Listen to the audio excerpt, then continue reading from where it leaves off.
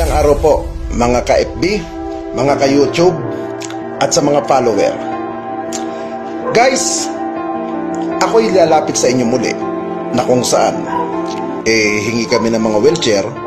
Ito pong wheelchair na hinihingi po namin sa inyo pinamimigay din po namin dito po sa mga lugar na depressed area.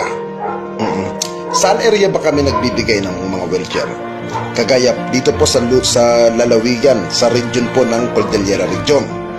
Ang Cordillera Region po ay nasasakop ng Benguet, Abra, Mountain Province, Ifugao, Apayao, Kalinga.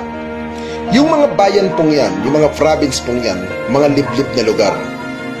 Yung mga nakatira sa bundok, mga depressed area, na kung saan po ay nakikipag-coordinate naman po tayo sa mga mayor or sa municipality officer para malaman natin kung sino yung nangangailangan ng wheelchair. Ngayon po, hindi po namin magagawa ito kung hindi po dahil sa inyong patuloy na suporta at sa mga susuporta pa po. Ang isang wheelchair po ay malaking bagay sa mga pasyente na atin binibigyan. Sana po guys, patuloy po kayong sumuporta at muli po, ngayon papasok na naman ang Vermont, hihingin na naman po ako sa inyo ng wheelchair.